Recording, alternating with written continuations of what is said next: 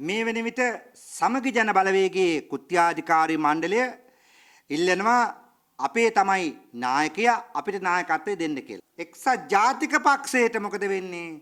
රනිල් වික්‍රමසිංහට හුලන්ද නැත්නම් බැලුම් බෝලයක් වල හුලම් පුලා උඩේ යවනවද? වජිර කියනවා ඊට පස්සේ නෑ අපි සාකච්ඡා කරගෙන යනවා.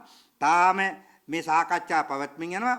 සාකච්ඡා මට්ටමේ එකතු වීම කර කටයුතු කරන නායකයෝ දෙදෙනෙක් වුණාට මේගොල්ලන් එකතු වෙයිද සමගි වෙයිද සමගියක් තියේද කියන එක රටේ ජනතාවට ප්‍රශ්නයක්. මතක තියාගන්න මේකේ කවුද රජා කියන එක තමයි හොයන්න වෙන්නේ. කවුද රජා? සජිත්ද?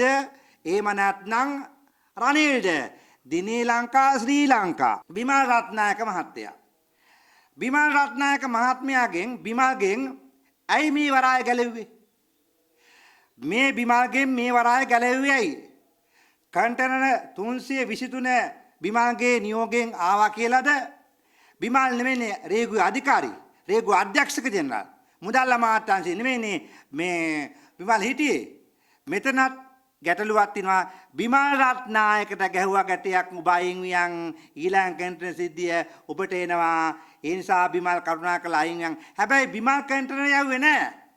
බිමල්ට කන්ටේනර් යන්න බලයකුත් නැහැ. මේක තියෙන්නේ සියලු කන්ටේනර් යවන්න බලය තියෙන්නේ ශ්‍රී ලංකා රේගුවේ මිසක් බිමල්ට නෙමෙයි. බිමල් රත්නායක කිව්වත් අනිවාර්යෙන් ඕවා යවන්නේ හරි රේගු නිලධාරී රේගු අධ්‍යක්ෂක ජනරල්ලා හිටියානම්. ඉතින් මේ ඇතම් අයගේ දේශපාලඥයන්ගේ කුක්කුපටව ටිකක් වගේ ඉන්නවා නම් කරන්න දෙයක් නැහැ. ඒගොල්ලන් වෙනත් රජයක් ආව හැටි මේගොල්ලන් දානවා වගේ ඒගොල්ලන් මුද්දායි දැන් රාජ්‍ය සේවකෝ අන්තාසනලා තින්නේ බයයි වැඩ කරන්න. ඒ වගේම මම කියන්නේ බිමල් රත්නායක වරාය ගලවලා දුන්නා වෙන කෙනෙකුට බිමල් කරපු වැඩ ටික ආපස්සට මෙයාට කරන්න පුළුවන්. මට ප්‍රශ්නයක් තියෙන්නේ ජනතාවට ප්‍රශ්නයක් තියෙන්නේ අවුරුද්දක් ගියේ නෑ වැඩබැරි ටාසන්ලාගේ වැඩ හොදහන්දා අමාත්‍යාංශය වෙනස් කරා.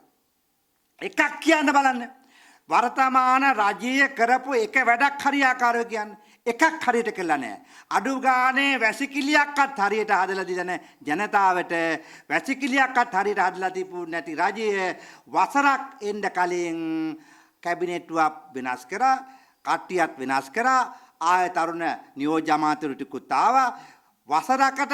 වසරක වැඩක් නොකරපු කට්ටියට එකපාර කොහොමද මේ වෙන විට අඩුම ගානේ අමාත්‍යාංශ වෙන් කරනවා නම් වසරක්වත් තියෙන්න ඕනි අමාත්‍යාංශ වෙන් කරන්න. වසරක් ගියෙත් නෑ ජනාධිපතිතුමා වහාම කැදවලා අමාත්‍යාංශ වෙනස් කරා.